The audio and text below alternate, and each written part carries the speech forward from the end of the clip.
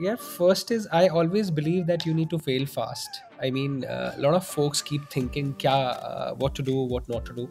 So, what has helped noise? I mean, like you said, smartwatch. What was the thesis behind smartwatch? Was we had an idea, we really liked it, we quickly worked on it, we did some research, R&D, and launched it. And by the way, you are just seeing the success part. There are categories which we have launched and we have drastically failed. So I mean, just do it. And I think speed always takes over perfection. So speed is the key. And another thing, I mean, anyways, when you're bootstrapped, you always have to spend wisely. So there is no second thought. But more importantly, there is no shortcut to it. So when we started building our website on the day one, it was a painful affair. We made losses for first 4 years, or even break even. We never made money out of there. But yeah, it helped us for long term. So there is no shortcut to it. Get a right product to the consumer, and they are there for it.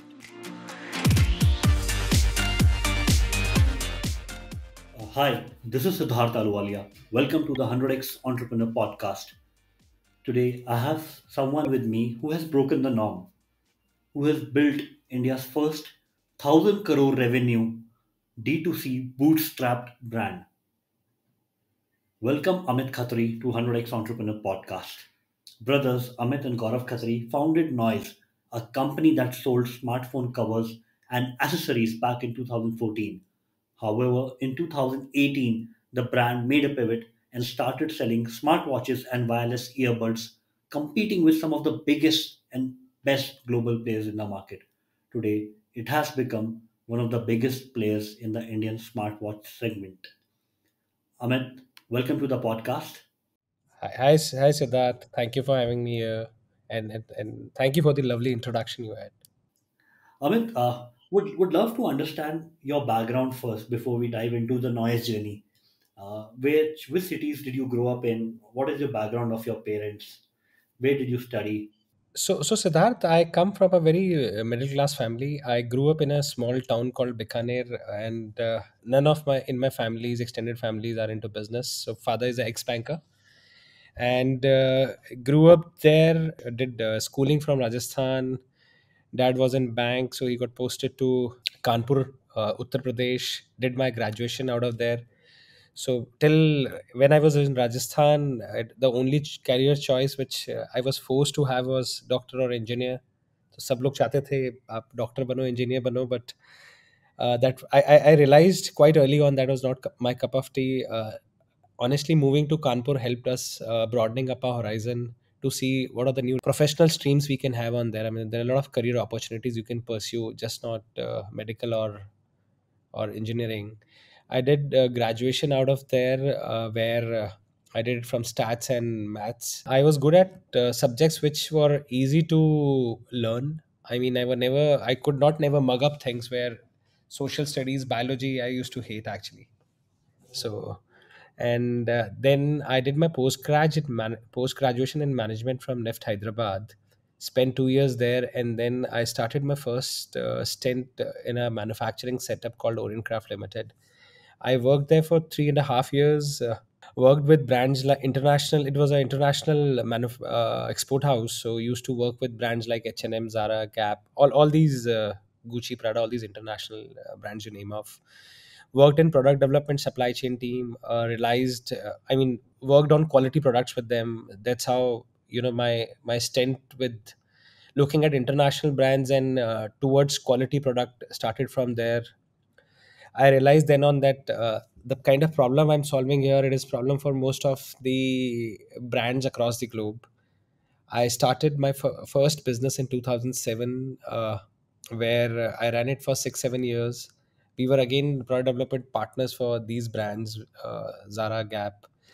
I learned how these brands work, worked closely with the designers, product teams, ran that business for 6 7 years, and thereon I got exposed to international market and the west, where I could see that there are a lot of products which are there in the market which India never had. I mean, India, it was all just super expensive brands like Apple or Fitbit, or you call cheap Chinese knockoff. From then on, we started with the easiest thing. What we could do was accessories as a space, because that was lifestyle, and I was into lifestyle business, which was textile. So started with mobile covers, and I mean it was a problem for us because हमें mobile cover मिलते नहीं थे India में for ourselves. So we thought कि चलो, let's, if we are self buying for outside, then why not we try to solve this problem for others. And Gaurav, my younger cousin, he's a decade younger to me. So maybe when we started, he would be around 22, 23. A young fellow could sense the pulse of the market, understand technology and the consumer. And then on, we started Siddharth, 2014, we started then. And 2014 to 2018, can you describe in detail the different products that you made, and also the revenue journeys during that point? So Siddharth, when we started, honestly, we were not sure we will get success or not, and but we were very clear that the mobile inflection boom is coming to India. The market was at an inflection point where we were all transitioning from a feature phone to a smartphone. So that was a time when international brands were coming to India. So we thought of testing there. So first year we did a revenue of 12 crores. It grew phenomenally well to next year 24 crores.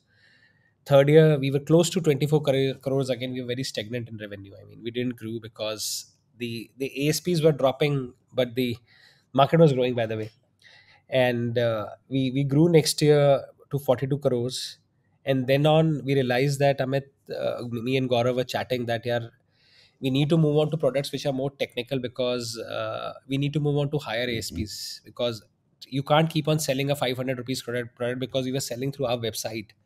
So by the way, Siddharth, we are one of the largest D2C websites, where 20% of the business come from there. So so we realized that if we have to sell from our website, a 500 rupees product cannot do justice, because there is a customer acquisition cost, logistics, payment gateways you need to handle. And then on, we pivoted ourselves to a category which was smartwatches and hearable. And from then on, it started. We grew first year then to 150 crores. Next year we more than doubled. We from 150 we moved to 350 odd crores. And last year we would be closing somewhere around 800 crores of net revenue. And this has been a fantastic journey, right? Where you spent some time initially understanding how D2C worked, then perfecting, the marketplace. Because now in the first 4 years, you would have an idea, right? If you invest X in a marketplace, you could get Y. How do you scale revenues on marketplace? The most interesting part is, how did you figure out that these are the two categories that you want to stick to or launch, which is smartwatch and wireless earbuds? So Siddharth, okay, let's go back to the drawing board. We were bootstrapped, so we had no external funding, which means we had to do something differently. I mean, there. So at that time, the wired earphones was a very big market. But if we had to go for a wired earphone market, then we had to fight with big giants like JBL, Sony, Philips. And we realized that, Amit, it is not. Me and Gaurav realized that it's not easy for us to do.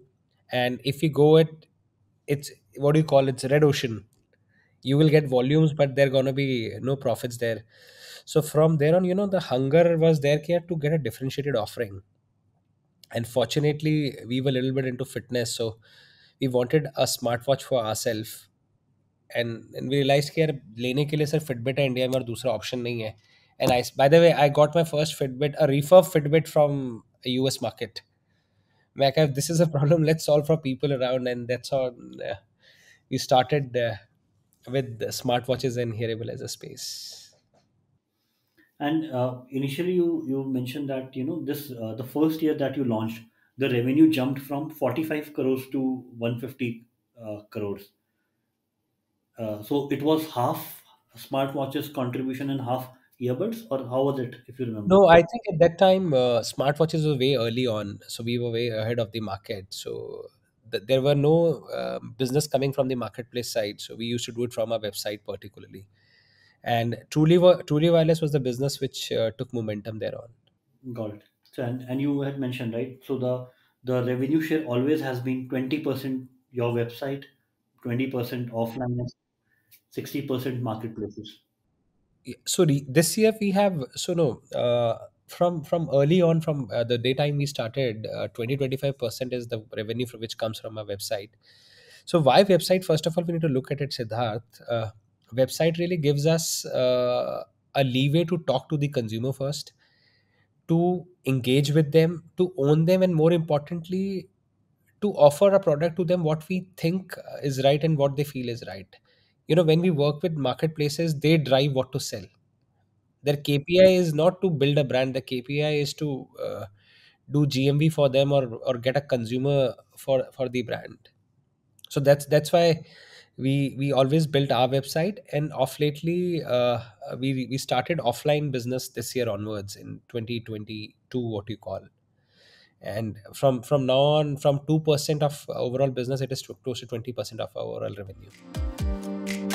Dear listeners, before we dive further into the podcast, I would like to thank our sponsors, Prime Venture Partners. Prime is the first institutional investor in category creating tech startups like MFind, Dozy, Planet Sparks, Neo. Prime is now investing out of its fourth fund of $120 million. Today, I have with me Amit Somani, Managing Partner, Prime Venture Partners. Amit, how does the evaluation criteria of Prime works? Siddharth. So at Prime, we look for what we call category creating or category defining startups. So we're really looking for in what way is a startup 10x better, 1,000% better than the current state of the art. It could be product, it could be technology, it could be go to market, it could be a business model, whatever. So that is one core criterion. As for the founders themselves, we're really looking for founders that have very high learning agility or a very high learning quotient. Why that is important, Siddharth, is as you're going through your seed to pre-series A to series A and sort of journey to build your company, to get product market fit, to accelerate it, you have to make a lot of trade-offs and a lot of decisions. So we're really looking for founders that have very high learning agility. Now moving a little forward, right? If you could, share the journey, because from even the mobile covers you used to sell on your website as well. So 2014 to 2018, the kind of investments required for a bootstrap entrepreneur to do truly sell D2C through their website. See, first of all, I feel when you are bootstrapped, so you can start always small. I mean, now there are plan. So by the way, we built our website through an agency. They screwed us up, and then Shopify came to the Indian market, and really, they made our life simple. It's just one tech stack. You just start operating it. So I think if you are really into business, a small investment, you can start the business immediately. I mean, आज से 10 साल पहले, Siddharth, we used to go to offline market, throw the product to distributors, give commissions to them, and build. Right now, there is no middleman. You just start sell on your own. That's what is D2C all about. So with a small saving, you can test your idea in the market. And if the product is good, you can go from there. And so Shopify is the platform that you built your website on, right after. After after a disaster of working with tech guys for a year or so, yeah. And it's been initially it's been a slow journey, right? Now there is all signs of compounding happening, very rapid growth, right? So what was your thought process back then? Did you want to build a lifestyle business or such a 1,000 crore revenue company? So first of all, Siddharth, when in across my business, I was somewhere connected to the consumer directly or indirectly. So we always wanted to build a a brand which is a lifestyle and talking to the consumers. So lifestyle was the thing. I know, if I always work with brands like Zara, H&M, so it's all lifestyle. So I mean, वो तो clear था कि करना lifestyle में ही है. We are not a tech brand, we are lifestyle brand. Lifestyle first and tech is an enabler to that. So we're very clear on that part, yeah. And yeah, when you asked me कि वो plan क्या था, so when you start, I don't think we made a plan of doing 12 crore also. Maybe when we wrote the first business plan, it was like, can we do a business of 25 lakhs in a year? So it was never like, can we do 1,000 crores? You keep pivoting, you keep learning, you keep growing. If you can share some of those 3 to 4 learnings of initial years that you have carried till now, and that can be beneficial to all the D2C entrepreneurs listening to this podcast. Yeah, first is I always believe that you need to fail fast. I mean, a lot of folks keep thinking, kya, what to do, what not to do. So, what has helped noise? I mean, like you said, smartwatch. What was the thesis behind smartwatch? Was we had an idea, we really liked it, we quickly worked on it, we did some research, R&D, and launched it. And by the way, you are just seeing the success part. There are categories which we have launched and we have drastically failed. So I mean, just do it. And I think speed always takes over perfection. So speed is the key. And another thing, I mean, anyways, when you're bootstrapped, you always have to spend wisely. So there is no second thought. But more importantly, there is no shortcut to it. So when we started building our website on the day one, it was a painful affair. We made losses for first 4 years, or even break even. We never made money out of there. But yeah, it helped us for long term. So there is no shortcut to it. Get a right product to the consumer, and they are there for it. And when did you started working on building a brand? Because initial goal was right being bootstrapped, just to make sure that you launch the right product and how to sell it. That's it. Siddharth, you start building the brand when it gets incepted. When a first consumer is buying you, you start building the brand. So what do we call is the branding is the share of the rest. The more the consumers are buying you, they refer you, they gift it to their friends and family. So it starts from day one. It starts from day one only, yeah. And when you are into D2C business, you have to really work on branding. You have to really build on work on content. It's all digital. So you're building the brand from the first day.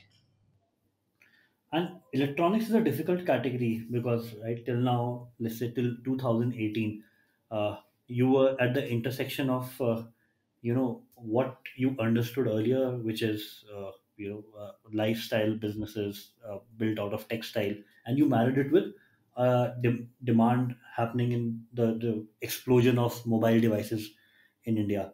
But electronics में आप गलत नहीं जा सकते, right? And it's much more difficult to build a smartwatch, right? So वो time कितना आपने लगाया, right, to get the right first smartwatch? How were the first few returns like, right? Were the customers and how did you make sure that the journey of perfection? So you won't believe, yeah. I think the first two generation of smartwatches we had very high returns. I don't remember the numbers, but we had very high returns. And you won't believe the second batch what we have ordered. Those are still lying in my warehouse because there was so much of quality issues that we couldn't sell them. We didn't wanted to sell them, so we dumped them in a warehouse. We said, okay, we'll not sell it. So so yes, you are very right.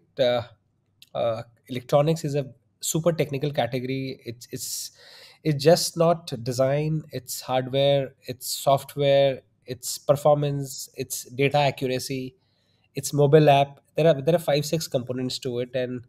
And we honestly making mistakes. We spend a lot of time in investing ourselves into R&D, learning the trick. And it happened with time, I would honestly say. I mean, we kept learning with time, and that's why it helped us actually. I mean, we made mistakes early on. So how much time it took you to manufacture the first smartwatch yourself? We It took us maybe 4 to 6 months to launch our first product when we decided to get onto it. And can you mention about the 5 components? How did you build the expertise, right? You mentioned 5 components of it. The hardware is there, the software is there, design is there, and two more components were there. Apps. So Siddharth, when we started at that time, we were too young. I mean, as organization, we were too young. We didn't have that resources. So you try to take help from people around. You had friends and family who could help you build an app or guide you for an app, or you work with a consulting agency who is a friend of yours. Boss, एक मेरे लिए app बना के दे. I can't pay you much. Just take the cost from me, or I will pay you later. With screen supplies, you're talking. Can I need your support? You have to just sell them your vision. You have to talk to the chipset guys ki, okay, my plans are big. I mean, you have to show them the vision, and everybody When there is an intent, everything will fall in place. And by the way, when we started, we never realized it, but we are the largest brand in the country for last 2 years for smartwatches. We have close to 27% market share, Siddharth, which means one out of every four smartwatch in the country is a noise smartwatch. We are top three in APAC. I mean, one is Apple, second is Samsung, third is Noise, and we are top 10 in the world now. But we never thought on the day when it will happen. I mean, and every time we think, okay, this time let's do it, and next time we will see what to do. And I think in going global, your export experience would have helped because you could imagine the Indian product being consumed outside India. So we are not yet global, Siddharth, but since I've worked with global brands, so the brain was wired to make a product which is global. I mean, the base standards were high. I mean, make something which would go global. So our entire product range can be taken to any part of the globe. I mean, it's just certifications need to be done, but yeah, the product is ready for that. So that base, the testings, the components, all were set on that order. And which are the current countries you are selling in, and what's the market share like of the, let's say, if you're selling 100 units, how much is coming from India and how much coming from other countries? Okay, Siddharth, I would let you to answer this, but I'll give you some insight. Then you answer back to me. India as a market is the fastest growing market in the world in the smartwatch space. I think last year the market was close to 2.5 million units, and this year the 2022 the market closed at close to 12 to 13 odd million units. We grew 4x. Worldwide, our market share grew from 3% to 10%. सो हम 10% हो गए world का, हिंदुस्तान 3% से। और हिंदुस्तान की population 130 crore है, 140 करोड़ है। सबसे ज़्यादा यंग पॉपुलेशन हमारे यहीं है। हमारे हमारे यहाँ पे 30 मिलियन ऑड एनालॉग वॉचेस बिकती हैं, and those users are set to upgrade to a smart watch, and this year the market is expected to more than double. Where should we focus on? I think India is the right market, but you mentioned that you're also selling in APAC and worldwide, right? So that's why. No, no. Okay. We are not selling in APAC and world right now. In terms of size, we are ranked third in APAC. Yeah, Asia Pacific, and in the entire globe, if you look at the ranking, we would be number nine. And it's just because of just selling in India. That's it, right? It's all these numbers. Yeah, yeah. I think India has got a very diverse consumer base, and there is customer for all. Actually, winner never takes all the market. So we believe we are blessed to be there in India. I mean, phenomenal growth as markets we are witnessing. And what you are projecting is right. In few years, we would be selling, let's say, 50 million smartwatches throughout India in the next 4 to 5 years. See, we sell close to 200 million odd smartphones in India. Yeah. So you have to peg it as with that, how big the market can be. So if you ask me, in Asia, no, in US, there are maybe 40 smartwatches sold against 1,000 people. In China, it is close to 20 smartwatches against 1,000 people, and in India, it is close to one and a half smartwatch against 1,000 people. So whatever we take our benchmark as 20 or 40, we still have enough headroom. And if we hit 10 also or 6 also, we have to grow 4x. So we are very much focused on Indian market. We are very much focused to bring product for the Indian consumer and at the right pricing. And if you could share, right, because you have been bootstrapped, so there's a limitation that you have to invest very wisely, and that leaves room for less experiments. So, what has been the secret to the growth from 150 crores to closing last year at 800 crores? So first of all, I give credit to success of Noise for being bootstrapped, because being bootstrapped, it pushed us to become innovative. I mean, we as maybe as if you're funded, you can focus on 10 categories. We had no choice else than working on just one and being the best at there. So being bootstrapped helped us to solve the problem in real. I mean, we couldn't just address the problem superficially. We had to solve it to the bottom, and take it to the, I mean, if there is a problem in the watch, for an example, a bigger company might just scrap it up. For us, it was first making it right, and if it's something has gone wrong, for us it was fixing it right also. And second, since we were bootstrapped, we always looked at avenues in marketing which were cheaper. I mean, how can we acquire a consumer in a cheaper way, and how can we build a brand? So which means the creative plays a good role. I mean, you can't just bombard IPL. If you have money, then, I mean, we don't have that money that we can buy entire property of IPL and just bombard all the consumers. So we in it helped us to look at categories which were not present or had a scope. Marketing and people also. Then, I mean, you have to find people who are right mix for you. And right now, you only focus on digital channels for growth. Am I right? Yeah, so we are very ROI driven organization, Siddharth. We can't afford to spend monies like big companies on TV ads. So we try to keep our entire spends which are ROI driven. So we are 99% as organization on digital platforms, which are like Instagram, YouTube, Hotstar. Amit, for entrepreneurs listening to this podcast, if you had to create in 2022 again a D2C brand from zero to 1000 crores in the next 3 to 4 years, what would be your playbook today? I mean, playbook today. Honestly, I think it's gonna be a little easier for me to create it again because we know the little bit nuances, right? So, but again, I feel the right key is the product. I mean, see, rest all is. I mean, people, money. It's all manageable. I mean, you need to have the right idea. Right idea means the right product. If there is a product which is solving for the real user, you will find the success there.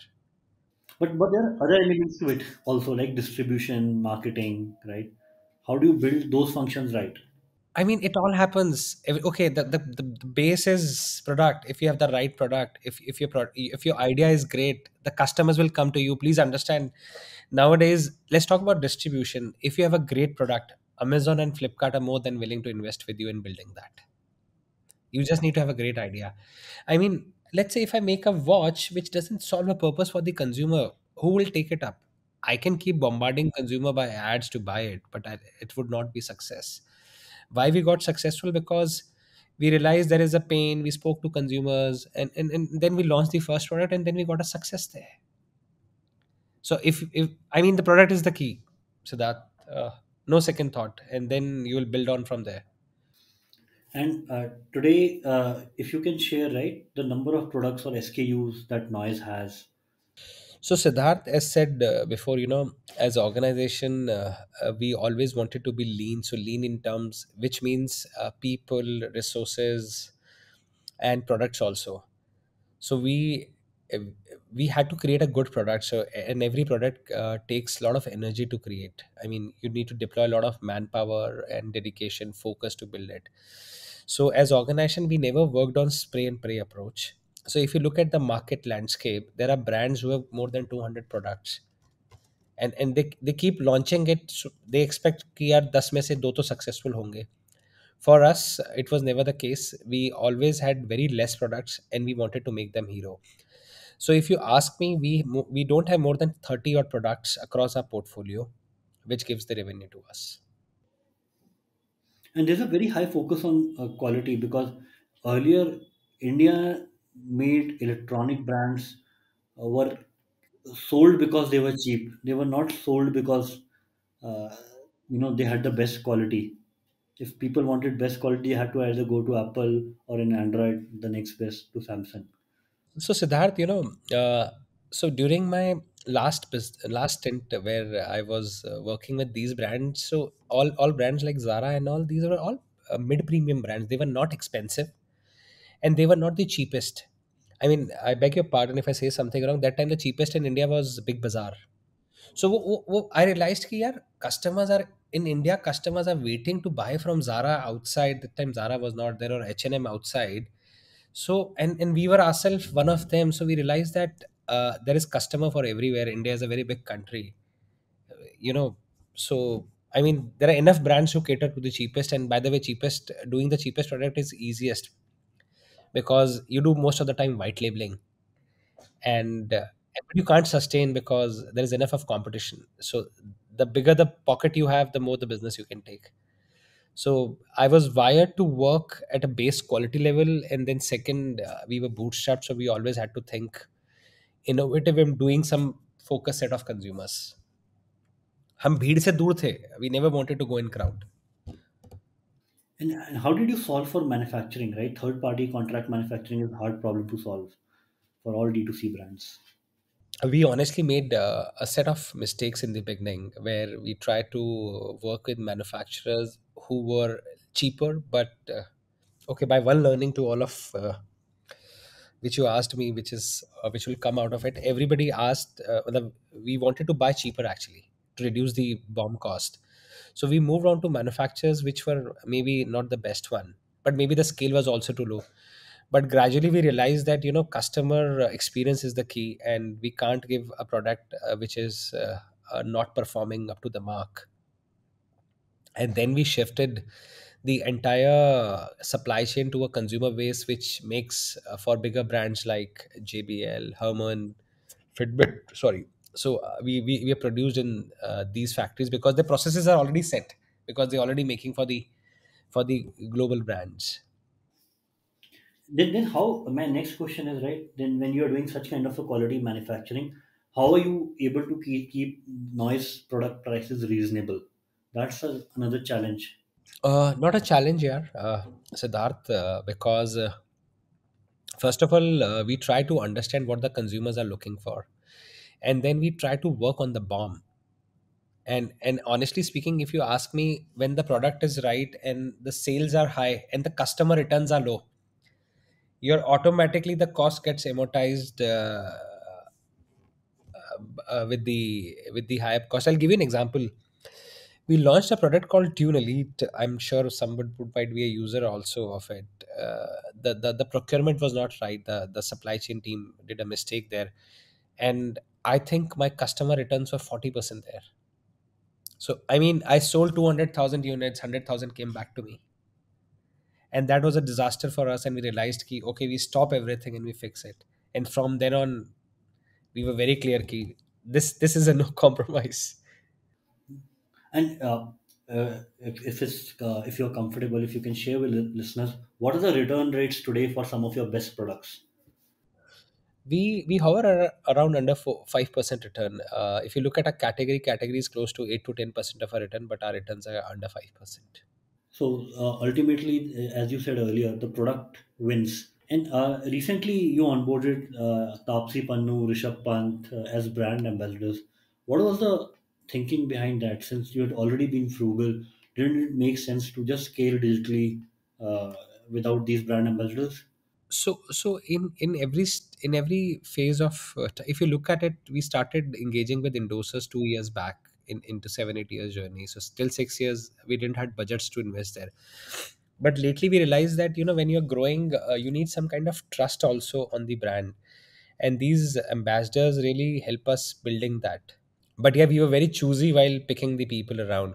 I mean, we don't have an army of, let's say, 20 influencers who are, talking about noise. We have people like Tapsi, Rishabh, who are doing good in their life. They all had their hard times, and they have heard their inside noise, कि क्या करना है हमें, without just cutting out the outside cutter. They did it. And when people were raising left, right, and center money around you from VCs for D2C brands, it became really popular to raise money for D2C brands. From the last 3 to 4 years, how did you keep sanity and choose to, not raise any money when even it was coming your way? So to be honest, first of all, we don't come from a high pedigree background, neither me, neither Gaurav. So that we call IIT IM. So money raising was not easy for us. Yeah. So I mean, that was not an easy path for us. So again, that door was closed for us. कि ठीक है, ये रास्ता tough है, तो we had to go in our path only. But yes, now since we have scaled up, we do get a lot of opportunities, a lot of bankers or VCs or funds are interested to invest in us, but we feel that the marriage has to be right. I mean, you look for somebody who could help you to grow at much faster pace than you are growing. Otherwise, there are other avenues also to take money. Getting someone from outside also takes a lot of freedom from the founders, the way they want to work. And then when you are, and honestly, there is one more problem, Siddharth. When you're trying to build business for sale, you're trying to do things which are not right for the business. I mean, your focus goes on, getting the top line up, and but not building the organization which is sustainable for next 10 years. So we don't want to go onto that path. We're very clear that I mean, there has to be right marriage, and let's do something which is right for the business, and let's build the business which could sustain beyond decade. So, Amit, I believe you are around 40 years in age now. So what's your vision that you want to do for the next 10 years? My vision is very clear. We want to build this brand to a scale. So, Apple is a good example for all of us. It's a legacy brand going on for decades now. So we always look up to brands like Apple, and I personally feel that it is a time for Indian brands to go to the globe. Next 10 years, our effort is to build noise to the next level. Thank you so much, Amit, for sharing your learnings, your life very honestly, all your mistakes very honestly. I learned a lot, and I believe my listeners love it, what you have shared. Likewise, Siddharth, I enjoyed the conversation with you. Looking forward, and let's stay connected.